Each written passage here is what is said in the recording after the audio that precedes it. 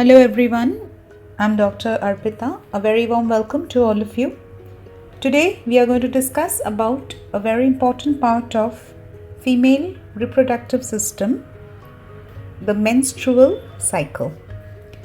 Menstrual cycles are cycles of hormonal activity that on an average takes 28 days.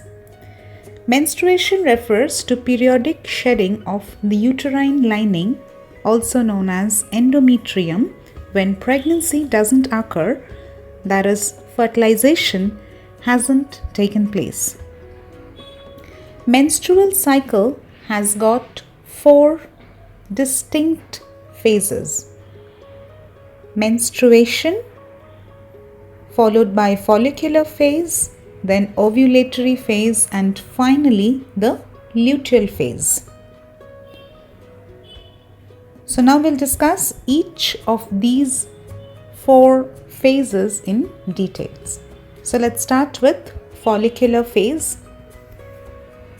During the follicular phase, the follicles of the ovaries house an immature developing egg and it matures in the ovary. One of these follicles, the dominant follicle, houses an egg that is bigger and healthier than the other. Ovulation or release of the egg marks the end of follicular phase and beginning of the luteal phase. In this follicular phase, 2 important hormones play a very important role: the FSH and LH. FSH or follicle stimulating hormone and LH or luteinizing hormone are released from the pituitary gland and stimulate the growth and maturation of the egg and also trigger an increase in the level of estrogen. As the levels of estrogen rises, it turns off the production of FSH in order to limit the number of follicles, and as a result, usually one follicle in one ovary becomes dominant at around days 5 to 7 of the cycle that suppresses the other follicles in the group.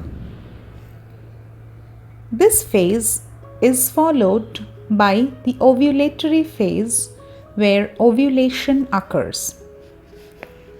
During the ovulatory phase, the follicle matures, the follicle ruptures actually to release the mature egg that travels through the fallopian tube to make its way to the uterus, where it waits for a sperm to come and fertilize it. Rise in the estrogen triggers a surge in luteinizing hormone that causes the dominant follicle to rupture and release the egg from the ovary.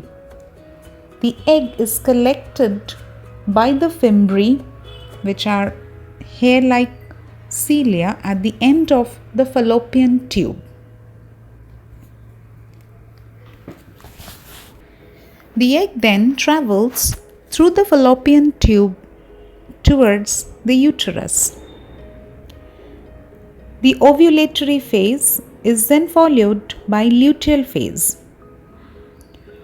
Once the egg is released, the empty ovarian follicle forms corpus luteum that releases progesterone, which prepares the uterus for the developing fetus. If the egg gets fertilized, then the embryo travels through the fallopian tube to get implanted in the uterus. A corpus luteum is the follicular cells, both granulosa and luteal, of an ovulated follicle that have been luteinized. These form a large steroid-producing organ. Corpus albicans, on the other hand, is the connective tissue scar remaining from a degenerated corpus luteum. After 5 to 6 days, the zygote becomes a multicelled blastocyst that burrows itself into the lining of the uterus or the endometrium.